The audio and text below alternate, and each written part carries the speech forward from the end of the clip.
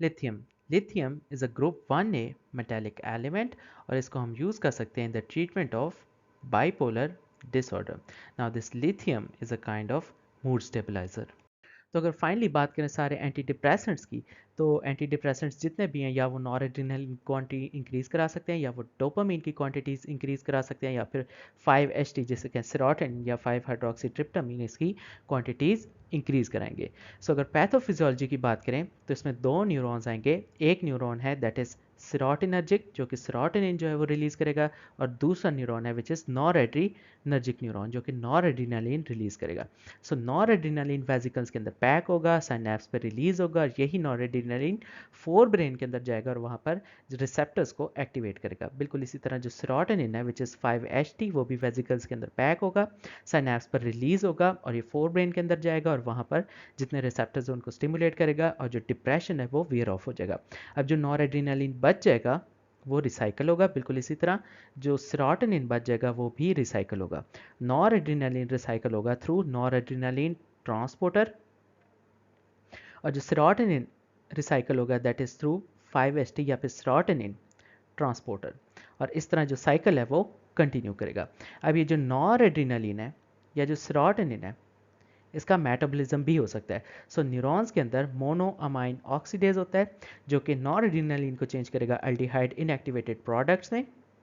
बिल्कुल इसी तरह सेरोटोनिन का भी मेटाबॉलिज्म हो सकता है थ्रू मोनोमाइन ऑक्सीडेज जो कि इसको भी अल्डिहाइड के अंदर जो है वो चेंज कर देगा और ये इनएक्टिवेटेड प्रोडक्ट है. अब जो सेरोटोनर्जिक न्यूरॉन्स होते हैं इनके अंदर एक एक्स्ट्रा चीज़ होती है दैट इज़ अल्फा 2 रिसेप्टर्स.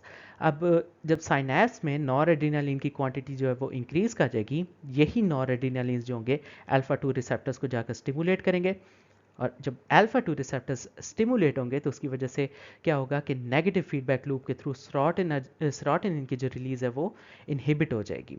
सो अब इस केस में हम डिफरेंट ड्रग्स जो हैं वो दे सकते हैं जो कि डिफरेंट लेवल्स के ऊपर एक्ट करेंगे.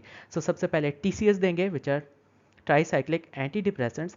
अब ये TCS करेंगे क्या, they are going to inhibit the reuptake of noradrenaline into noradrenergic neurons and serotonin into serotonergic neurons. और इसमें आ सकते हैं एमिट्रिप्टालिन आ सकता है, क्लोमिप्रामीन आ सकता है, उसके अलावा नॉरट्रिप्टालिन वगैरह वगैरह आ सकते हैं.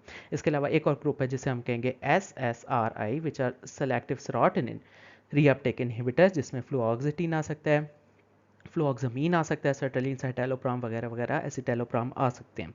अब ये क्या करेंगे, they are going to inhibit the reuptake of serotonin into serotonergic neurons. ठीक है, अगेन यही काम करेंगे. And they are also going to inhibit somehow the uptake of noradrenaline into noradrenergic neurons. और ये वाला इफेक्ट बहुत कम होता है. सो इनका मेजर इफेक्ट जो होगा वो सेरोटोनिन से रिलेटेड है. इसके बाद एक और ड्रग है जिसे हम कह सकते हैं SNRI serotonin noradrenergic release reuptake inhibitor SNRI. ये क्या करेंगे, they are going to inhibit the reuptake of noradrenaline into noradrenergic neurons, and they are also going to inhibit the reuptake of serotonin into serotonergic neurons. So ये दोनों को again block करेगा just like TCA. So SNRI के बाद कुछ और भी हमारे पास ग्रुप हो सकते हैं जिसे हम NRI कहेंगे, जिसे नॉरएड्रिनर्जिक रीअपटेक इनहिबिटर कहेंगे. सो NRI में आ सकते हैं हमारे पास रिबॉक्सिटीन वगैरह. सो NRI क्या करेंगे, they are going to inhibit selectively only the reuptake of noradrenaline into noradrenergic neurons. So ये सिर्फ नॉरएड्रिनालिन की रिलीज को रिसाइकलिंग को जो है वो इनहिबिट करेगा. सो NRI के बाद एक और ग्रुप है जिसे हम कहेंगे MAOI, जिसे कहेंगे मोनोअमाइन ऑक्सीडेज इनहिबिटर. सो मोनोमाइन ऑक्सीडेज इनहिबिटर सेरोटिनर्जिक और नॉरएड्रिनर्जिक दोनों न्यूरॉन्स के अंदर जो है वो काम करेगा.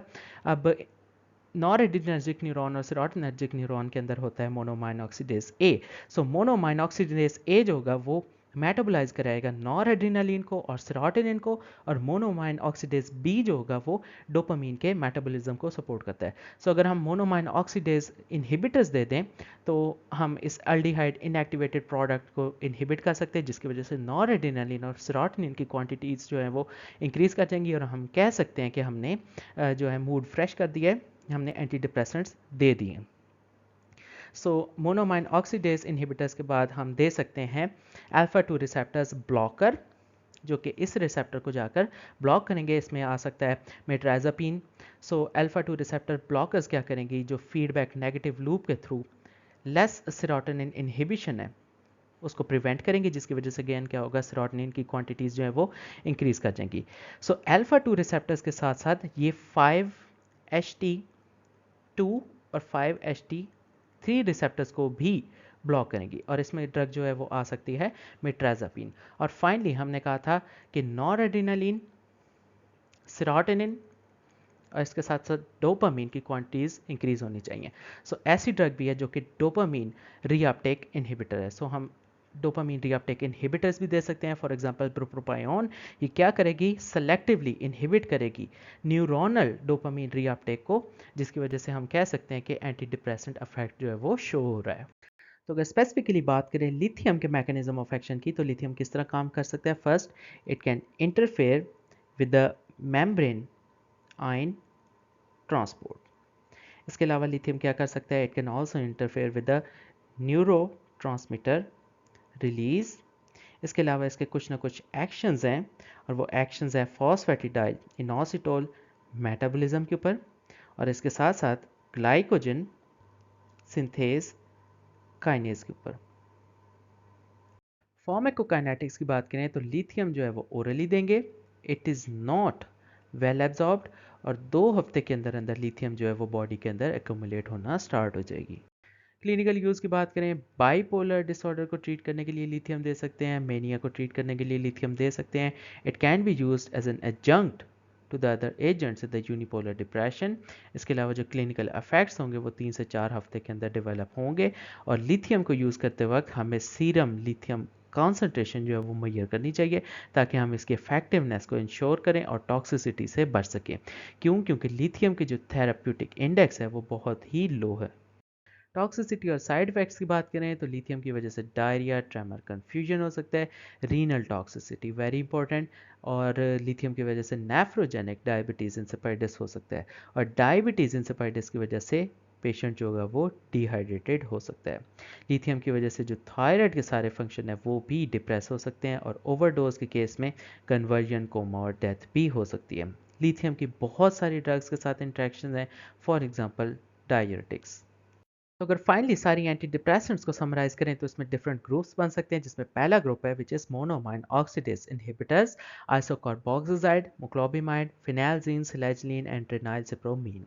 इसके अलावा सेकंड ग्रुप है जिसे हम कहेंगे कि वो TCS है, ट्राइसाइक्लिक एंटी डिप्रेसेंट्स, इमिप्रामीन, क्लोमिप्रामीन, एमिट्रिप्टालीन, नॉरट्रिप्टालीन, डेजिप्रामीन, मेप्रोप्टिलीन, डॉक्सिपिन, प्रोट्रिप्टिलीन और एमोक्सापिन।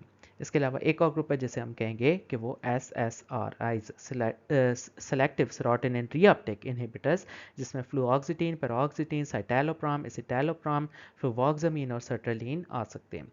उसके अलावा heterocyclic serotonin and norepinephrine reuptake inhibitors हैं, जिसमें ड्यूलॉक्सिटीन आ सकता है, वेलनाफेक्जीन, डेसवेलनाफेक्जीन, मिलनासिप्रिन एंड लीवोमाइलनासिप्रिन आ सकते हैं।